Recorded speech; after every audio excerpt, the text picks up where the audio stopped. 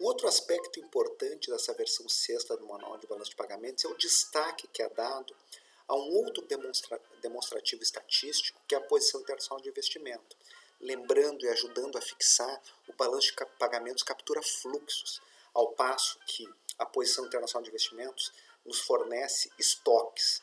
O balanço de pagamentos trata de fluxos tanto de bens, serviços, rendas e ativos e passivos financeiros, ao passo que a posição internacional de investimentos captura a posição de estoque de ativos e de passivos financeiros. Isso é muito importante para que nós possamos observar, não é, se aquela economia está mais ou menos integrada, mais ou menos exposta a choques externos. Eu consigo olhar a liquidez e a solvência dessa economia comparando com outras economias. Isso talvez fique mais claro, né, não somente nos exemplos que nós já demos anteriormente, como também, né, com os indicadores de liquidez e solvência que nós veremos na sequência.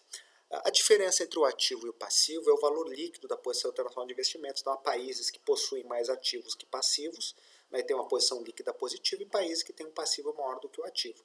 Lembrem que nós vimos lá atrás, por exemplo, os países que tinham a maior posição internacional de investimento positiva, né? Alemanha, Japão, China são países, os grandes detentores líquidos de ativos, e os países que tinham os maiores volumes de passivos líquidos, né?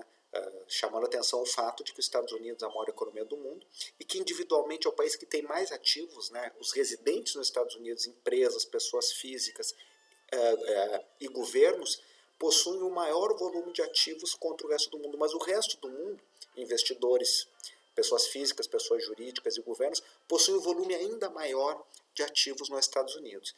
Por outro lado, também os países que são deficitários estruturalmente em transações correntes, como também nós vimos, acabam acumulando mais passivos do que ativos. Eles têm que se financiar captando recursos, o que significa vender títulos, vender ações, se endividar, né, mais do que a constituição de ativos. Contrário senso, os países estruturalmente superavitários em conta corrente acabam acumulando mais ativos do que passivos. Então isso é importante para a análise econômica, é mais uma peça, assim como uma empresa tem balanços, balancetes, né, tem demonstrativo de resultados, o balanço de uma empresa é uma posição de estoque, o balanço patrimonial, né? O balancete é uma posição de estoque mensal, o balanço é periódico, em geral no meio do ano, no final do ano, e eu tenho lá os demonstrativos de resultados, né? De onde é que vem o dinheiro, de onde é que vai o dinheiro, isso é fluxo, assim como tem os demonstrativos sobre a mudança do patrimônio, do capital da empresa num determinado período de tempo. Analogia mesmo, os métodos contábeis são parecidos e a ideia é poder enxergar o que está acontecendo com aquele agente econômico, no caso uma empresa, é aqui o conjunto dos agentes de um país. O balanço de pagamentos não é do governo, é do conjunto das transações entre residentes e não residentes. A maior parte dessas transações são privadas, são de pessoas jurídicas e de pessoas físicas, privadas. Então, a nossa posição internacional de investimentos apresenta estoque de ativos e passivos externos de uma economia. Na versão atual, ela é muito mais abrangente do que o antigo passivo externo líquido de uma economia, que era o indicador que nós utilizávamos no passado, e se procura integrar o dado de estoque com as variações de fluxo. Isso que é o importante. Então, o estoque de um ano é o estoque do ano anterior, os fluxos, o que entrou e o que saiu de dinheiro registrado no balanço de pagamentos, e variações de preços, variações cambiais, né? Então é isso que vai ajudando a atualizar os dados de estoque, conforme nós vamos ver na sequência. Então, estilizadamente, aqui é a posição internacional de investimentos, de forma bastante resumida, né? Os ativos e passivos correspondentes. Então, o que vai ser o estoque no ano de 2013? É o estoque de 2012, o que aconteceu em 2012 em termos de fluxos no acumulado do ano, e as estimativas, no caso do Banco Central, para variações de preços e outras variações.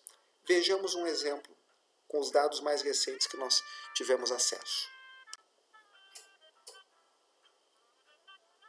Se vocês pegarem lá em notas para a imprensa e baixarem o arquivo, que tem várias tabelas, uma dessas tabelas, a tabela 28, é esse demonstrativo integrado da posição internacional de investimento, em que os estoques observados no final de 2018, basicamente são os estoques do final de 2017, os fluxos naquele período e variações de preço.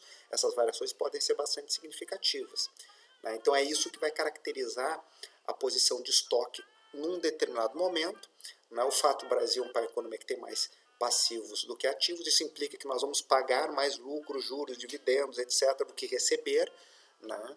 Além, é claro, de que se as nossas taxas de juros aqui são maiores, as variações de câmbio também podem favorecer ao não residente, ou não, pode prejudicar, a depender da variação da taxa de câmbio, mas nós temos um estoque muito grande.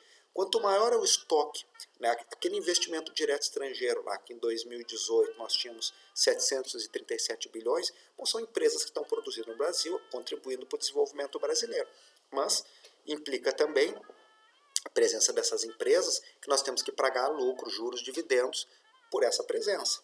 Investimentos em carteira também são não residentes que têm recursos na Bolsa de Valores, que compram títulos de dívida do governo brasileiro, das empresas brasileiras. Isso ajuda no financiamento da nossa economia, mas também implica em pagamentos de lucros, juros, dividendos para fora.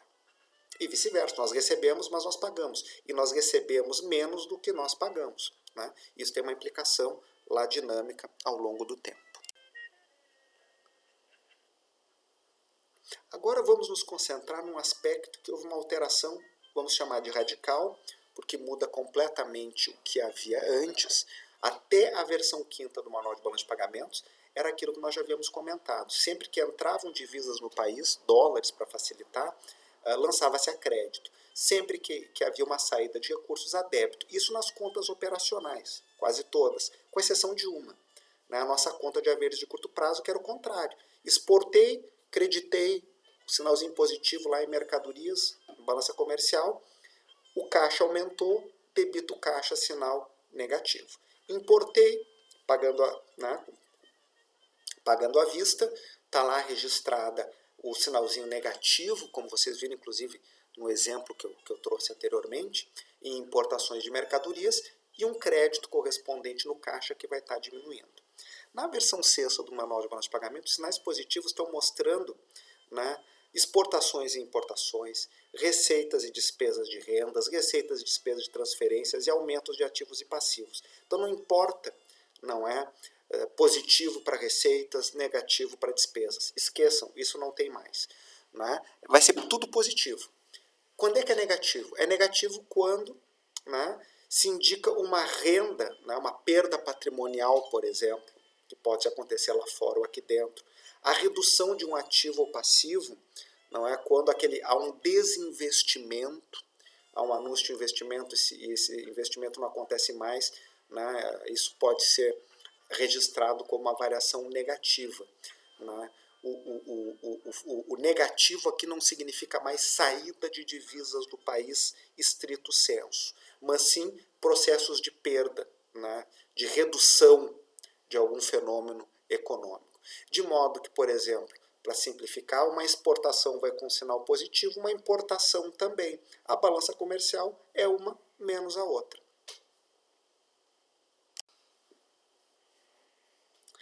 Esse quadro sintetiza para cada um dos itens o que nós acabamos de explicar, né? Exatamente como anteriormente uma despesa lá em conta corrente, uma importação, o pagamento de um serviço, um pagamento de juros para o exterior, né? Uma despesa com juros, tudo isso era um sinal negativo. Por outro lado, uma entrada de divisas por uma exportação, por um serviço que eu estou recebendo, por um lucro que está sendo internalizado no país, é um sinal positivo, né? O saldo segue sendo positivo ou negativo. Só que antes, o saldo era receita mais despesa. Quando a despesa tinha um sinal negativo, agora é receita menos despesa. Se eu tenho um superávit, exportações maiores do que importações, é um sinal positivo. Se eu tenho um déficit, exportações menores do que importações de mercadorias, o sinal é negativo. Antes, o superávit ou déficit também era positivo ou negativo. E isso, né, nas demais situações nós vamos ter, né, esse tipo de convenção de sinal da mesma forma. Inclusive na conta capital, onde concessões líquidas de capital, agora na nova versão tem um sinal positivo, e captações sinal negativo. Então, por exemplo, na versão sexta do manual, a aquisição líquida de ativos financeiros, né, isso tem um sinal positivo e a incidência líquida de passivos financeiros, sinal negativo. Era como entradas e saídas de capitais antes.